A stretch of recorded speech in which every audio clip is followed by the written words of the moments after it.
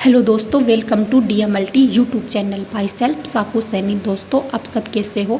I hope आप सब अच्छे हों। दोस्तों, हम आज फिर से इस वीडियो के अंदर मिल रहे हैं जिसमें ये एनाटॉमी एंड फिजियोलॉजी का पेपर है, पिछले ईयर्स का पेपर है जो MLT के स्टूडेंट हैं उनके लिए।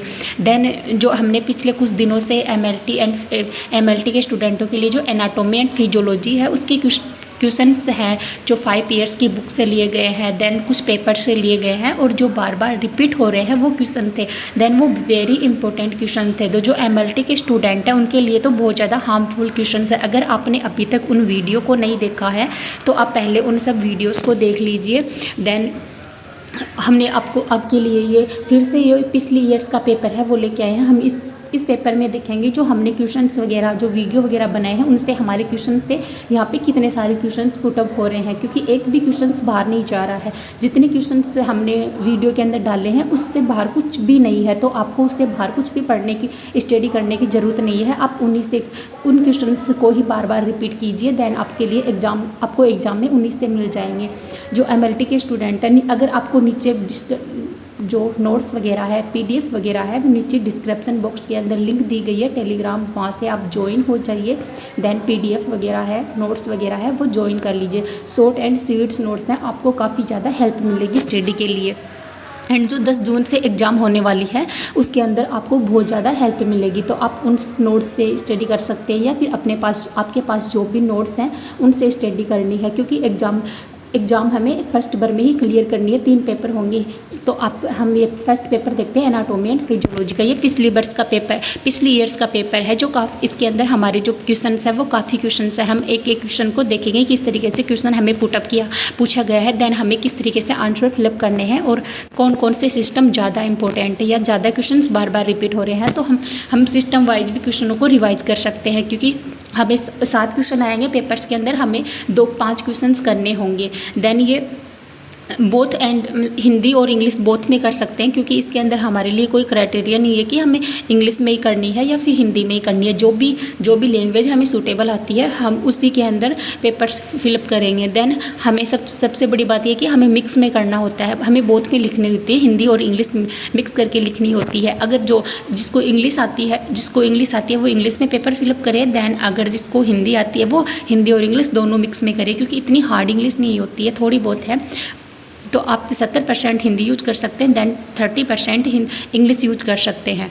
देन हम देखेंगे आज के ये पेपर किसके बारे में, इसमें किस तरीके से क्वेश्चन पुटअप किए गए हैं, देन हमें किस तरीके से आंसर फिलअप करने हैं। तो फर्स्ट क्वेश्चन देखते हैं।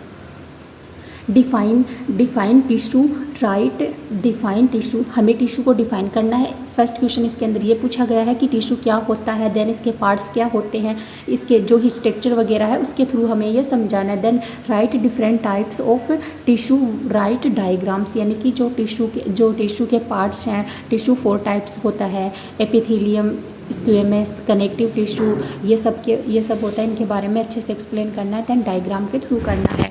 तो हम सेकेंड क्वेश्चन देखते हैं। राइट इन वेरीफाई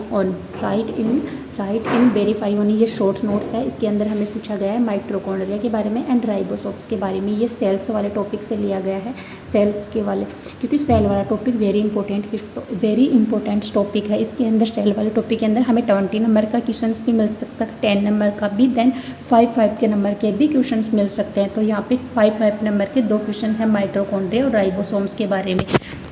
माइटोकॉन्ड्रिया क्या होता है, इसके फंक्शंस क्या होता है, ये किस तरीके से वर्क करता है, देन ये इसको डायग्राम के थ्रू हमें समझाना है। क्योंकि ये 5 नंबर का क्वेश्चन है तो हमें इसके बारे में शॉर्ट ही लिखना है, ज़्यादा बड़ा चढ़ा के कुछ भी नहीं लिखना है। और हमें इस तरीके से कॉपी के अंदर वर्क करना है कि एग्जामिनर सीधी हमारी कॉपी के अंदर जो हमने डायग्राम बनाया है पहले उसकी डायग्राम बनाएंगे, स्ट्रक्चर लिखेंगे, इसके फंक्शंस वगैरह लिखेंगे। तो हमें ब्लैक पेन का यूज कर सकते हैं। देन हमें अच्छे जो भी टॉपिक लिखेंगे उसको अंडरलाइन करेंगे ताकि एग्जामिनर का ध्यान सीधा हमारे पॉइंटों के ऊपर जाए। देन हमें डायग्राम, एनाटॉमी के अंदर एक भी चीज़ बिना डायग्राम के नहीं करनी है, जो भी करना है डायग्राम से करना है, क्योंकि डायग्राम से एनाटॉमी के अंदर हमें नंबर्स, मार्क्स वगैरह है वो ज़्यादा अच्छे से मिलेंगे। देन नेक्स्ट क्वेश्चन, ये राइबोसोम्स के बारे में और माइटोकॉन्ड्रिया के बारे में अच्छे से एक्सप्लेन कर देंगे।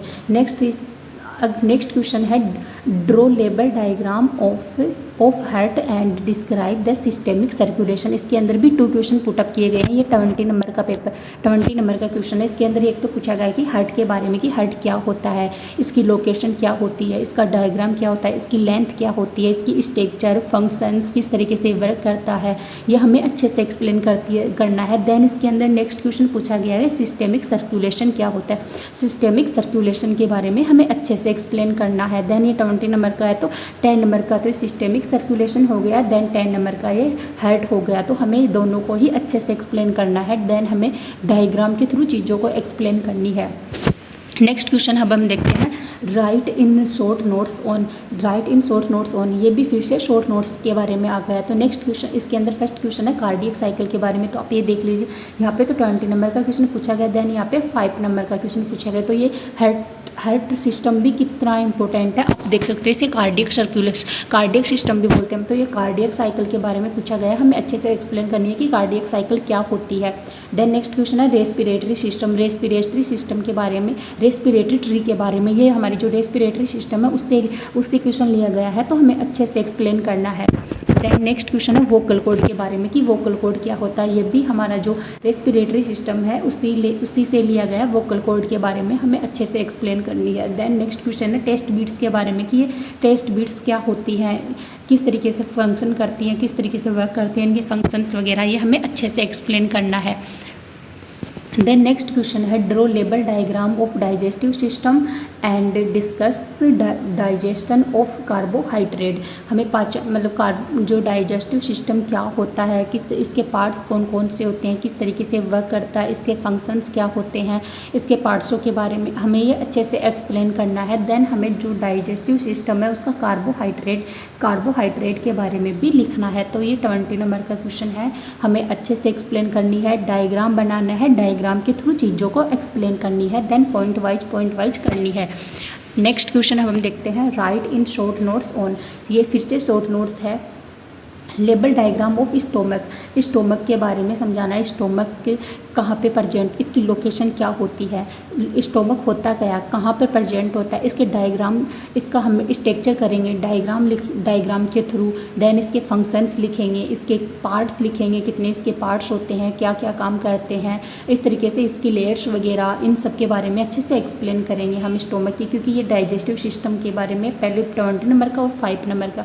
अब आप देख रहे हो कि ये सिस्टम्स है 5-6 सिस्टम है, कितने ज़्यादा इंपॉर्टेंट है, तो आपको अच्छे से स्टडी करनी है। देन नेक्स्ट क्वेश्चन है एड्रिनल ग्लैंड क्या होती है, इसके बारे में लिख देंगे। स्पर्मेटोजेनेसिस क्या होता है, इसके बारे में लिख देंगे। रिप्रोडक्टिव सिस्टम्स का क्वेश्चन है, 5 नंबर का क्वेश्चन है। एंड ये क्वेश्चन है जॉइंट क्या होते हैं, कितने टाइप के होते हैं, देन कहाँ पे प्रेजेंट होते हैं, कहाँ इनकी लोकेशन क्या होती है, ये भी हमें अच्छे से एक्सप्लेन करनी है। देन नेक्स्ट क्वेश्चन है write down the anatomy and physiology of male reproductive system.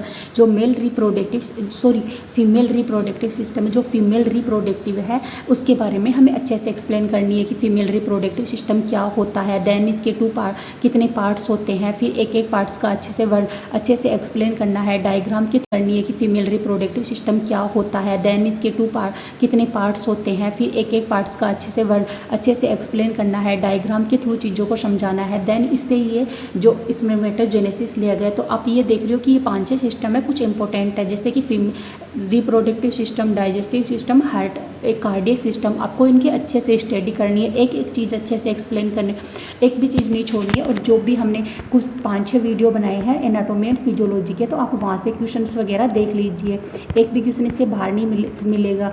I hope आपको वीडियो अच्छा लग रहा हो। देन हम नेक्स्ट वीडियो बनाएंगे केमिकल एंड पैथोलॉजी के बारे में और हेमेटोलॉजी के बारे में, क्योंकि ये क्वेश्चन जो रिमाइंडेड स्टूडेंट है उनके लिए तो वेरी इंपॉर्टेंट क्वेश्चन है, क्योंकि इन क्वेश्चन से उनके एक भी बाहर क्वेश्चन नहीं आएगा। आई होप आपको वीडियो अच्छा लग रहा हो। देन मिलते हैं नेक्स्ट वीडियो के अंदर केमिकल पैथोलॉजी हेमेटोलॉजी के साथ में। Thank you so much.